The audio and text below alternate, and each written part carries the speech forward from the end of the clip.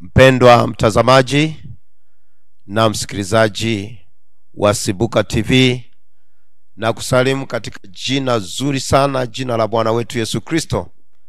Kwa majina yangu ninaitwa mchungaji Albert Sindondwa, mchungaji wa kanisa la EAGT Monduli mjini, na kuletea neno la Mungu katika kipindi kizuri cha Kimbilia kwa Yesu, na kuletea ujumbe ambao una kichwa kinaitwa kuhamishwa.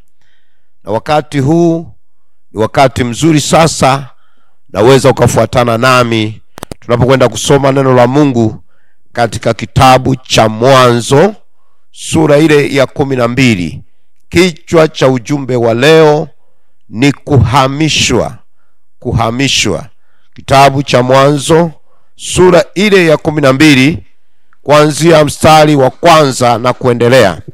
Biblia inasema, Bwana akamwambia Abraham, toka wewe katika nchi yako ya jamaa zako na nyumba ya baba yako, uende mpaka nchi nitakayo kuonyesha, nami nitakufanya wewe kuwa taifa kubwa na kukubariki na kulikuza jina lako, na wewe uwe baraka, nami nitawabariki wakubarikio, naye akulanie nitamlani. Narudia.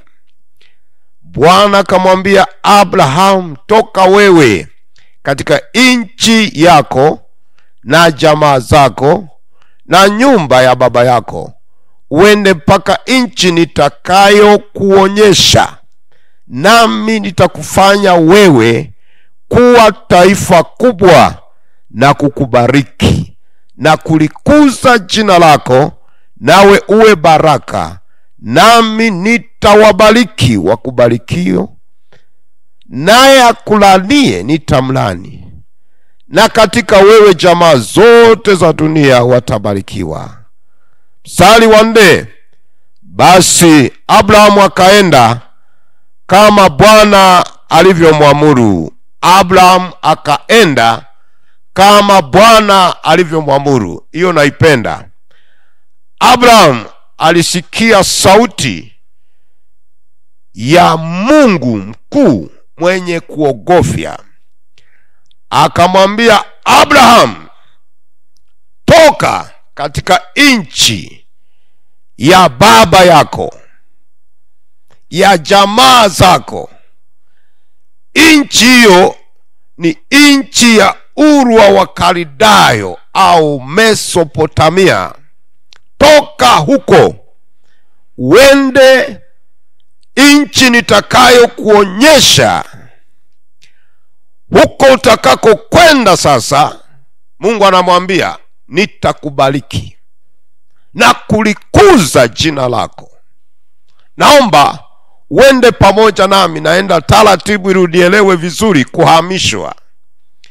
Kuna baraka sana ukimtii Mungu siku hii ya leo katika kipindi kizuri cha Kimbilia kwa Yesu. Na Abraham akaenda kama Mungu alivyomwagiza. Unajua, hakuwa na ubishi kwamba abishane kwamba naenda wapi, naelekea wapi. Mtu ambaye alizoea kwenye nchi ya baba yake, kama tulivyosoma hapa, nchi ya baba yake, nchi ya ndugu zake, mahali alipozaliwa amepazoea. Mungu anamwambia ondoka. Maana yake anamuhamisha kutoka Uru wa Kaldayo kwenda nchi ya Kanaani. Sasa ujumbe wa leo ni kuhamishwa. Katika kitabu kile cha Wakolosai sura ile ya 1, Wakolosai sura ya 1, kati ya nyaraka za mtume Paulo nazo zipenda, na mstari huu naupenda, ninausoma kila wakati kwa sababu ni mstari ambao unanibariki mno, ambao unapatikana Wakolosai sura ile ya 1 mstari ule wa 13. neno la Mungu linasema, naye alituokoa katika nguvu za giza, akatuhamisha na kutuingiza katika ufalme wa mwana wa pendo lake, ambaye katika yeye tuna ukombozi, yani msamaha wa dhambi. Alituokoa katika giza, kuhamishwa kutoka gizani kuingia nuruni, kuhamishwa kutoka mautini kuingia uzimani, kuhamishwa kutoka kwenye hali ya kukandamizwa na shetani kuingia kwenye hali ya raha na uzima tele. Maana Yesu tunayemhubiri ni njia, kweli na uzima. Anapokutoa gizani, ana mpango mzuri wa kulikuza jina lako. Abraham alikuwa anaitwa Abraham na mke wake alikuwa anaitwa Sarai. Walikuwa katika nchi ya Uru wa Wakaldayo, nchi ya Mesopotamia. Walikuwa huko na wanaishi maisha ambayo ni ya kuabudu miungu. Mungu alikuwa haabudiwi huko, Mungu wa Ibrahimu, Isaka na Yakobo, naye mhubiri, Mungu aliyeziumba mbingu na nchi. Unajua huo unatofautisha Mungu na miungu. Ninaye mhubiri hapa ambaye nanena habari zake wakati huu ni Mungu wa Ibrahim, Isaka na Yakobo. Ni Mungu aliyeumba mbingu na nchi. Ni Mungu aliyekuumba na wewe mpendwa msikilizaji na mtazamaji. Huyo Mungu ndiye anayesema na wewe sasa. Muda huu anaongea na maisha yako.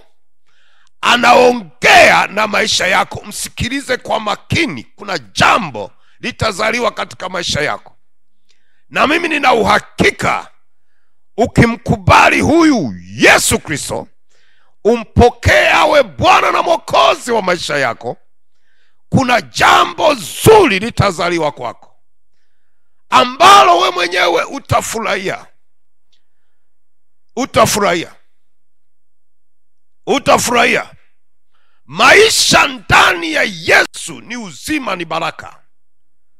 Na ukimwamini huyu Yesu ambaye tunahubiri habari zake, atakuokoa, atakutoa kwenye giza nene, atakutoa kwenye uovu. Mara nyingine umejiuliza maswali mengi, nawezaje kuokoka? Nawezaje kuacha dhambi? Nawezaje kuacha ulevi? Nawezaje kuacha kuvuta sigara? Nawezaje kuacha zinaa?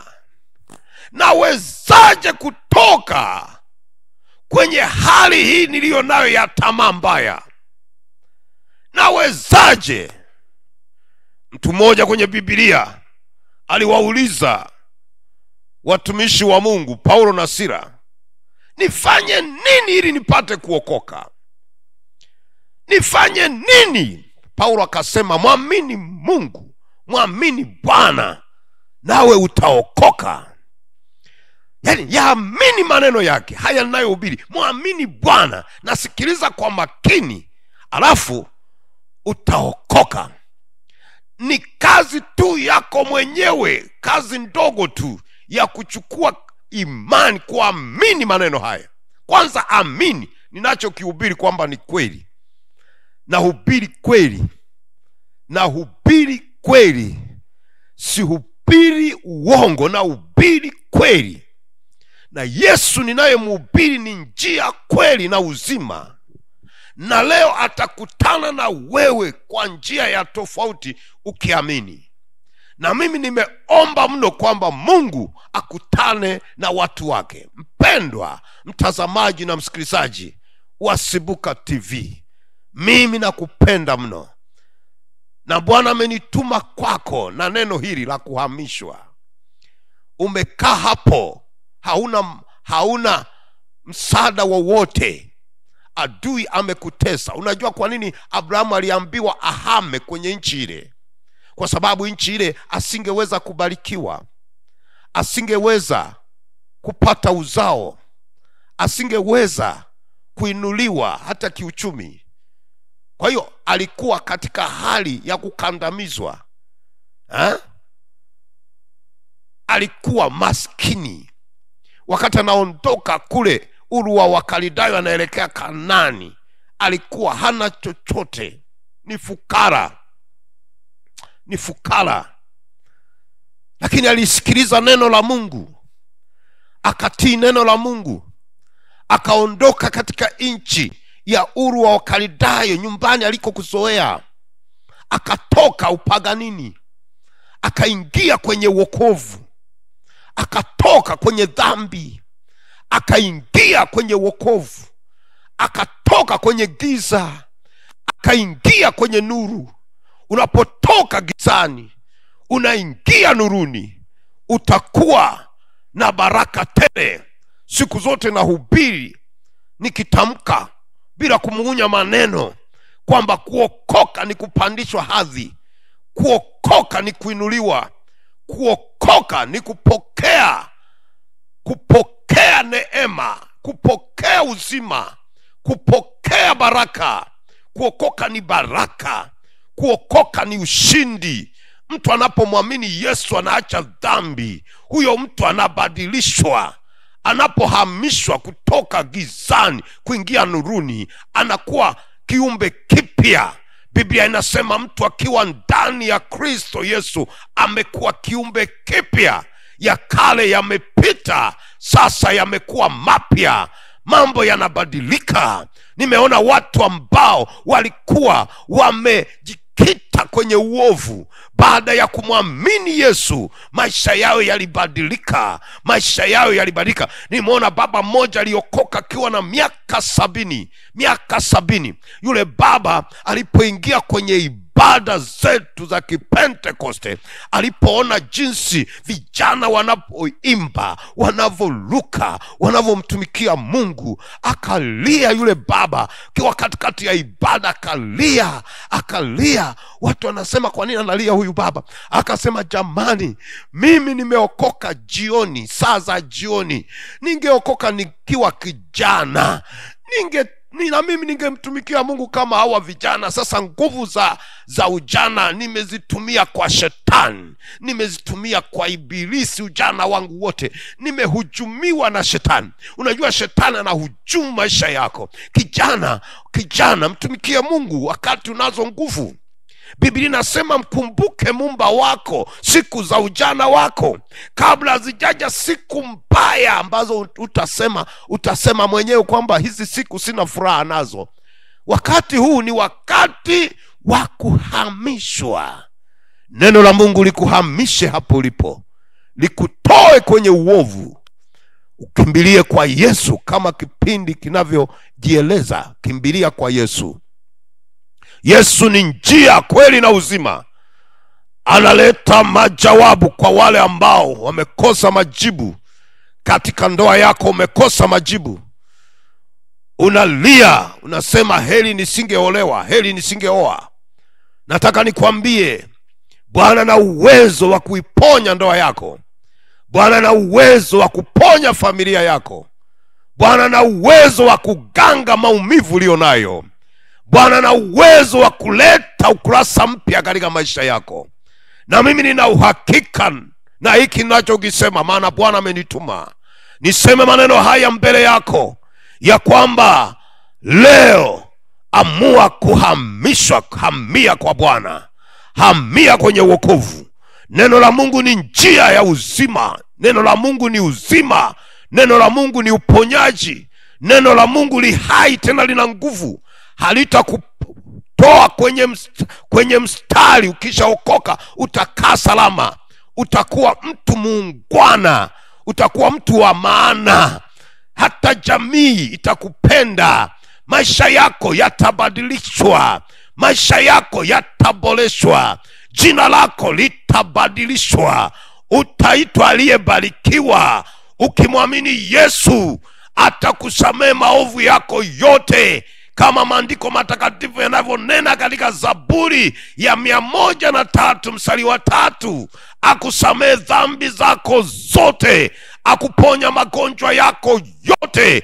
Kwa Yesu kuna uponyaji, kuna kusamehewa dhambi, na Biblia yangu inaniambia dhambi zenu zijapokuwa nyekundu kama bendera, Bwana Mungu ninayemhubiri atakusafisha, zitakuwa nyeupe kama theluji. Alafu anasema mkikubali na kutii mtakula mema ya nchi, bali mkikataa na kuasi mtaangamia kwa upanga. Na ni maombi yangu ya kwamba leo yakubali maneno haya, usiyakatae, usiyabeze. Hili ni neno la Mungu la kukutoa na kukuhamisha kwenye uovu, na kukuhamisha kwenye uzinzi, na kukuhamisha kwenye uasherati, na kukuhamisha kwenye ulevi, kukutoa gizani, kukuleta nuruni. Neno hili likupe hamasa ya kukataa dhambi. Wewe ni mtu mzima na ni mtu wa maana, na unajua ya kwamba dunia hii inapita na mambo yake. Mambo ya dunia hii ni ya muda tu. Heri usikilize neno hili, ukimbilie kwa Yesu. Na ukikimbilia kwa Yesu sio kutembea, kimbia. Unajua tofautisha kukimbia na kutembea. Kukimbia na kutembea. Katika mikutano mingi ambayo Mungu amenipa neema ya kuhubiri, ninapoita watu kuokoka, naangalia kuna watu wengine anaitwa kuokoka anaona aibu wakati anaikimbia mauti. Mungu amempa neema ya kusikia habari njema, maana injili ni uweza wa Mungu letao wokovu, na injili maana yake ni habari njema. Injili maana yake ni kutangaza habari njema za ufalme wa Mungu.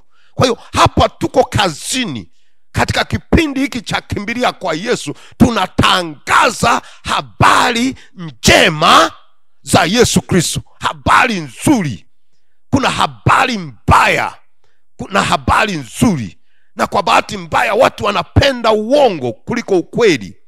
Na mambo ya uongo ya hovyo hovyo, utashangaa ndiko wanakokimbilia.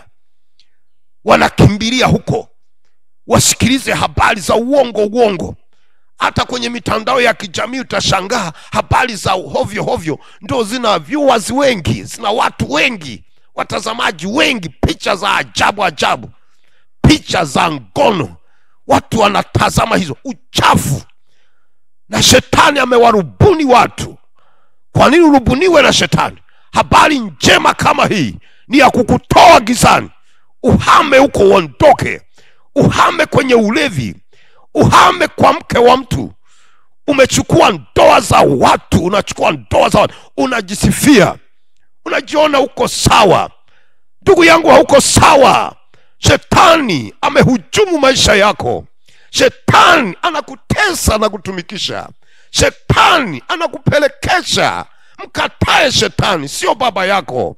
Baba yako yupo ambaye naeleza habari zake, ambaye alitoa uhai wake kwa ajili ya maisha yako na ya kwangu, ili tukombolewe. Ndio maana nimesoma Kolosai, anasema naye alituokoa katika nguvu za giza, akatuhamisha na kutuingiza katika ufalme wa mwana wa pendo lake. Tumeingizwa katika ufalme. Unapomwamini Yesu unaingizwa katika ufalme wa mwana wake, wa pendo la mwana wake. Unaingizwa katika familia ya Mungu.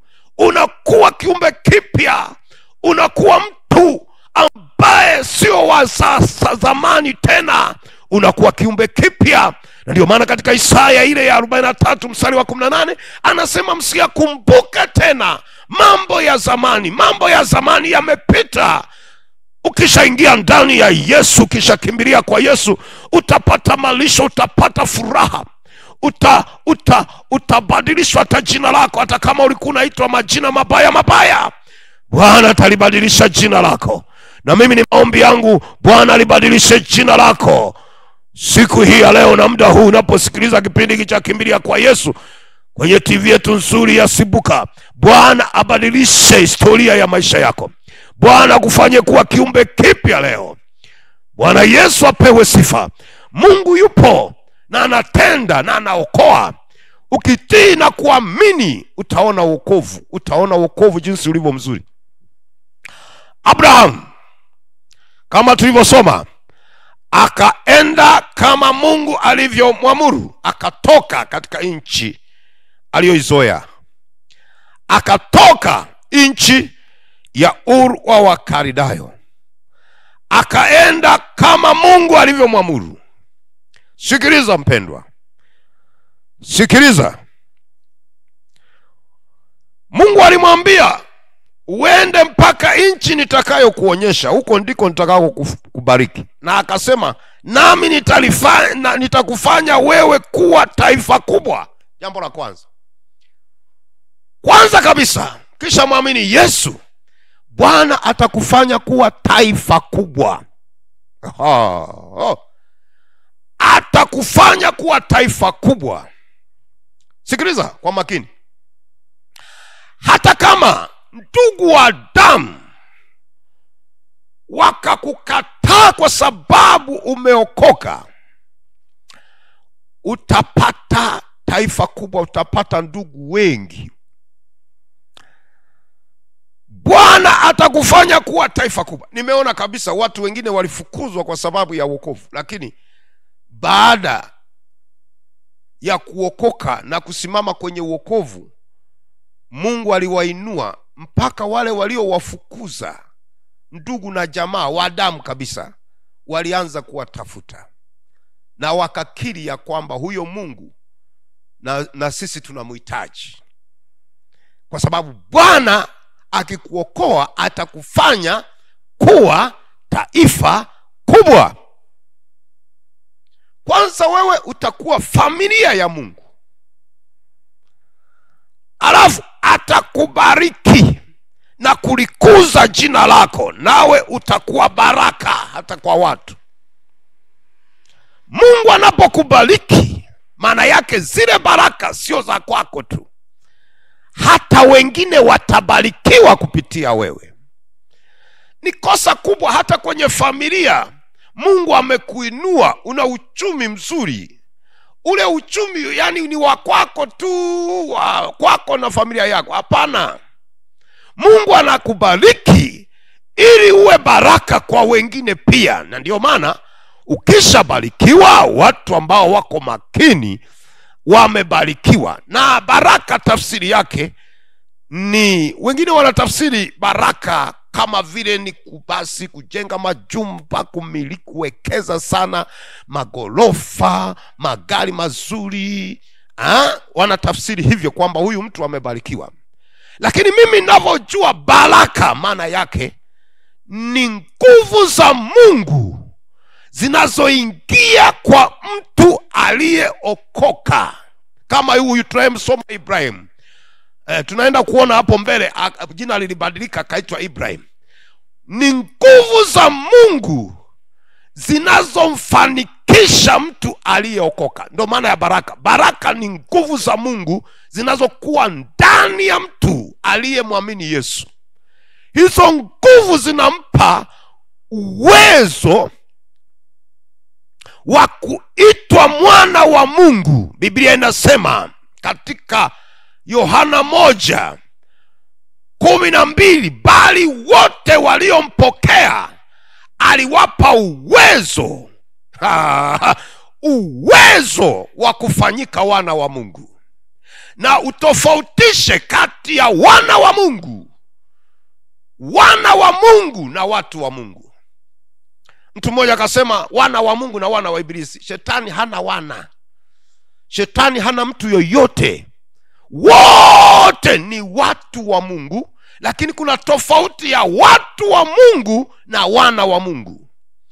Mtu anapohamishwa kutoka gizani kuingia nuruni, anakuwa mwana. Kama nilivyosoma neno la Mungu katika Kolosai, alituokoa kutoka katika nguvu za giza, akatuhamisha na kutuingiza katika ufalme wa mwana wa pendo lake, ambaye katika yeye tuna ukombozi.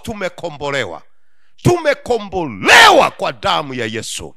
Tumekombolewa kwa damu ya Yesu. Na ndio maana ni muhimu sana kuhubiri nguvu ya msalaba, kuhubiri uweza wa Yesu, kuhubiri jinsi Yesu alivyofanya kazi kubwa ya kutuokoa na kutufanya tuwe wa thamani.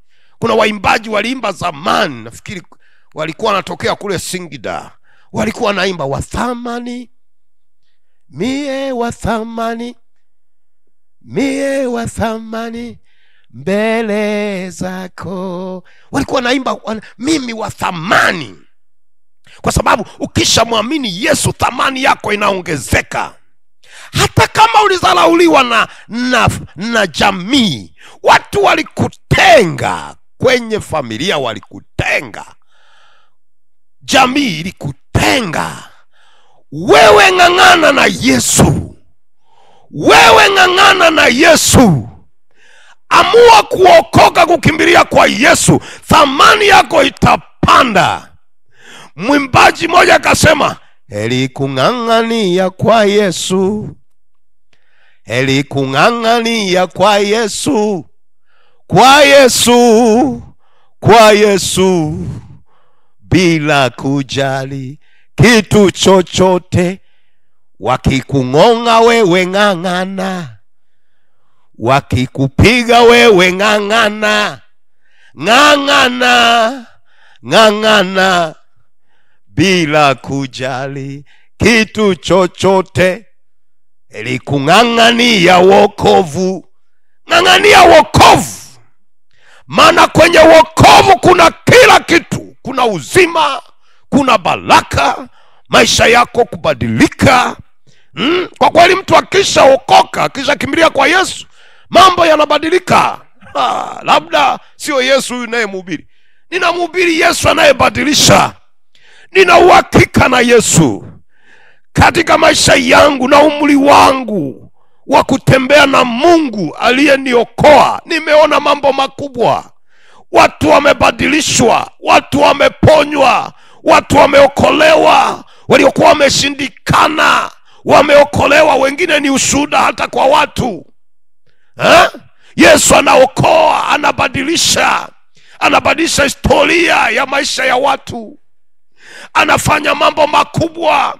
Mtume Paulo kwa Efeso sura ile ya 3 mstari wa 20 anasema, tukuzwe yeye awezaye kufanya mambo makubwa mno kuliko tuyaombayo na tuyawazayo, kwa kadiri ya nguvu itendayo kazi ndani yetu.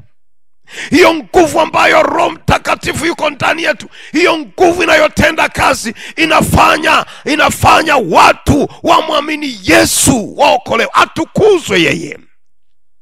Watu wakiponywa, atukuzwe yeye. Watu wakiokoka, atukuzwe Yesu. Watu wakihama kutoka gizani kuingia nuruni, atukuzwe Yesu. Na mimi ni maombi yangu leo, uhamishwe utoke kwenye utumwa wa dhambi. Bwana akutoe kwenye giza nene. Bwana akupe furaha ya wokovu. Bwana alibadilisha jina lako. Biblia inasema, akamwambia Mungu, akamwambia Abrahamu, nitalikuza jina lako nawe uwe baraka. Na mimi nataka wewe msikilizaji na mtazamaji wangu wa Sibuka TV uwe baraka kwa jina la Yesu. Bwana akuokoe, akuhamishe leo. Leo nina ujumbe wa kuhamishwa, kuhama. Hama kwenye ulevi, toka kwenye uzinzi, toka kwa mke wa mtu, toka huko. Sio salama, sio salama. Nasema sio salama. Nasema sio salama. Umeacha maumivu kwa familia ya watu, umeingia kwa mke wa mtu. Wewe umeacha familia yako, umeingia kwa mke wa mtu. Tunasikiliza kwenye vyombo vya habari mauaji mbalimbali, mambo ya ajabu ya aibu. Mtu anaacha ndoa yake, anaingia kwa mke wa mtu. Biblia inasema usitamani mke wa jirani yako. Usitamani. Biblia inasema usitamani. Unatoka unaenda kwa mume wa mtu. Dhambi hiyo ni mbaya. Dhambi ya uzinzi ni mbaya. Dhambi ya uasherati acha. Shetani amekutumikisha huko, hakuna baraka. Ndio maana hata ukifanya hiyo dhambi unasikia hukumu. Unasikia hukumu kwa sababu umefanya kitendo cha kumkasirisha Mungu. Mambo hayo hayafai kwa mwanadamu aliyeumbwa na Mungu. Mungu anataka uwe na adabu, uwe na heshima. Heshimu ndoa yako. Heshimu ndoa yako, familia yako ambayo Mungu amekupa. Sikiliza, Mungu anakupenda. Juzi tu pale kwetu, mimi namtumikia Mungu kama nilivyojitambulisha, namtumikia Mungu pale Monduli mjini. Ni wilaya ya Wamasai. Masaini huko. Juzi amekuja mama mmoja. Amekuja pale nyumbani kwangu. Nilikuwa na mama hapa, mama mchungaji, mke wangu. Akagonga hodi, akapiga hodi. Nimemwona na mama huyo, namfahamu. Bado hajaokoka. Na mara nyingi anatuleteaga kuni pale nyumbani, kuni. Anauza kuni. Sasa hivi kuna mabadiliko makubwa ya kutumia gesi. Kwa hiyo muda mrefu hajaonekana. Kwa hiyo akaja amedhoofu mno. Nikamwambia, mbona umedhoofu? Akasema, nimeumwa sana. Kidogo nipoteze maisha. Mchungaji, nimekuja nisaidie. Nikafikiri amekuja kuokoka. Akawa naomba msaada. Anajieleza, anasema, mume wangu ameniacha, ndio maana nilikuwa na beba kuni nauza kuni, kwa sababu mume wangu ana cheo kikubwa, ana kazi nzuri, lakini ameniacha, ameniachia watoto, ameenda kutekwa na wanawake wengine huko barabarani. Anasema, mimi nimepitwa na wakati. Mke wako amepitwa na wakati. Wakati mlianza mko zero kabisa. Leo unamtelekeza mke wako, unamwacha mume wako mlianza pamoja maisha. Hiyo dhambi ndugu yangu. Hiyo dhambi, yale machozi ya yule mama yule akalia machozi, naomba nipe hata ile ya sukari nikakoro. Dhambi hiyo, dhambi siku zote ni mauti. Usije ukaichekelea dhambi hata kidogo, kwa sababu dhambi inaleta balaa, mikosi, aina zote za uharibifu kwa mwanadamu. Ni dhambi. Na Biblia inasema wazi katika kitabu cha Isaya sura ile ya 59. Biblia imeeleza wazi kwamba mkono wa Bwana haukupungua hata usiweze kuokoa. Tazama, mkono wa Bwana haukupunguka hata usiweze kuokoa, wala sikio lake si zito hata lisiweze kusikia.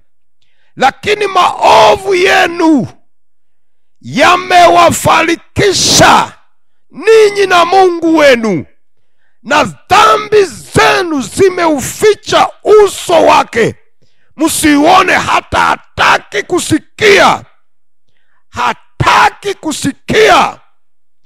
Dhambi, kama nilivyoeleza juu ya mama huyo ambaye mume amemwachia familia, watoto wanalia, yeye amekimbia familia, anasema siwezi kuendana na huyu mwanamke. Hiyo dhambi ni hatari. Na wewe unayenisikia ambaye umetelekeza familia yako, na kusii, kimbilia kwa Yesu. Najua ni shetani anakutumikisha. Upendi mara nyingine, hata ukikaa mara nyingine ukifikiria kwenye akili zako unaona kama umelogwa. ni shetani anakupeleka usikotaka. Lakini wakati huu ni wakati mzuri,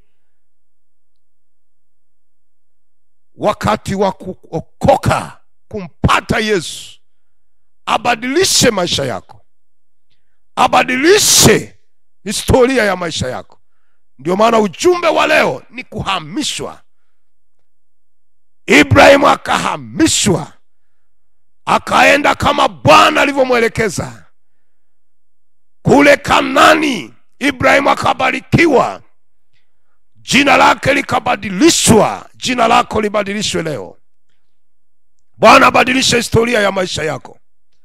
Ni maombi yangu Bwana akutane na wewe leo. Hama kwenye ulevi, hama kwenye uasherati, hama. Na Biblia inasema alituhamisha Yesu, naye alituokoa kutoka katika nguvu za giza, akatuhamisha na kutuingiza katika ufalme wa mwana wa pendo lake. Unaingizwa kwenye ufalme wa mwana wa pendo lake, unakuwa salama. Nataka nisome kitabu cha mwisho kabisa, alafu baada ya hapo nikuombee. Kitabu cha mwisho, kitabu cha Wagalatia. Wagalatia sura ile ya 3. Wagalatia sura ile ya 3. Tusome hapo. Neema ya Mungu naiona kubwa, na Mungu wa mbinguni akubariki wewe ambaye unafuatilia ujumbe huu. Mambo haya ni ya muhimu kuyajua. Mambo ya Mungu ni ya muhimu mno. Na siku zote huwa nasema kama kuna mahali kwa kuwekeza, wekeza kwenye Injili. Injili ni uweza wa Mungu letao wokovu. Wekeza kwenye kazi ya Mungu. Jitoe mpendwa. Unaweza ukawekeza duniani vitu vya thamani vya gharama kubwa, lakini kwa Mungu ukawa mnyimifu, ukawa hautaki hata kutoa. Lakini nakushauri wekeza kwenye Injili, maana Injili ni uweza wa Mungu letao wokovu. Jitoe muda wako, toa muda wako, toa mali zako kwa ajili ya Injili, ili watu wapone, wasiende jehanamu. Tumia wakati wako mwingi kumnena Yesu. Juzi Roho Mtakatifu nikiwa kwenye maombi akasema nami, akasema, Albert Sindondwa, nataka uhubiri mkutano kwa gharama zako. Hubiri mkutano, andaa mkutano. Andaa mkutano, tafuta vyombo. Nikasikia sauti hiyo kwa mzigo. Ndipo nilipojua Mungu anataka tuharakishe kuhubiri Injili. Nikaandaa mkutano wa siku 7. Tumemwona Bwana pale Monduli. Nataka niseme hivi, unawezekana kabisa ukatoa, ukaandaa mkutano wewe mwenyewe kwa gharama zako. Ukasema na ufadhili mkutano huu, au siku 2 au siku 3, na ufadhili huu mkutano nitatoa sadaka yangu, nihubiri watu wapone. Injili inaokoa. Injili ni uweza wa Mungu uletao wokovu. Tusome ndiko letu la mwisho katika Wagalatia sura ile ya 3 mstari wa 6. Kama vile Ibrahim alivyomwamini Mungu akahesabiwa haki, fahamuni basi ya kuwa wale walio wa imani hao ndio wana wa Ibrahim. Na andiko kwa vile lilivyoona tangu zamani kwamba Mungu aliwahesabia haki mataifa kwa imani, lilihubiri Ibrahimu habari njema zamani kusema, katika wewe mataifa yote watabarikiwa. Basi hao walio wa imani hubarikiwa pamoja na Ibrahimu aliyekuwa mwenye imani. Kwa maana wale wote walio wa matendo ya sheria wako chini ya laana. Maana imeandikwa, amelaaniwa kila mtu asiyedumu katika yote yaliyoandikwa katika kitabu cha Torati ayafanye. Ni dhahiri ya kwamba hakuna mtu ahesabiwae haki mbele za Mungu katika sheria, kwa sababu mwenye haki ataishi kwa imani. Na Torati haikuja kwa imani, bali ayatendaye hayo ataishi katika hayo. Kristo, sikiliza, Kristo alitukomboa katika laana ya Torati. Narudia hapo kwa sababu wengi wanadanganywa kwamba kuna laana. Kristo, mtu akishaokoka, hata hapa ukishaokolewa tu, hakuna laana juu yako. Natangaza kwa ujasiri, hakuna laana. Ukimwamini Yesu kaacha dhambi, hakuna laana. Labda urudi dhambini, utakuwa umeitafuta laana mwenyewe. Lakini ukiamua kuokoka, ukamwamini Yesu Kristo, ukakimbilia kwa Yesu, hakuna laana juu yako. Narudia tena, hakuna laana za ukoo zitakazofuatilia. Maana umehamishwa kutoka gizani kuingia nuruni. Nasema hivi, umehamishwa. Nielewe vizuri. Najua wengine hawaelewi vizuri mpaka urudie. Umehamishwa kutoka gizani kuingia nuruni. Narudia mstari wa 14. Wa 13 samani. Kristo alitukomboa katika laana ya Torati. Narudia tena. Kristo alitukomboa katika laana ya Torati, kwa kuwa alifanyika laana kwa ajili yetu. Maana imeandikwa, amelaniwa kila mtu angikwae juu ya mti, ili kwamba baraka za Ibrahimu ziwafikirie mataifa katika Yesu Kristo, tupate kupokea ahadi ya Roho kwa njia ya imani. Baraka za Ibrahimu zinatufikia hata sisi tuliokuwa wa mataifa kwa njia ya imani kupitia Yesu Kristo. Yesu Kristo ni mpatanishi. Alipatanisha wanadamu alipokuwa msalabani na Mungu. Baraka ya Ibrahimu, kisha muamini Yesu, ni haki yako. Ni haki yako wewe kubarikiwa, kwa sababu Yesu alifanyika laana ili wewe ubarikiwe.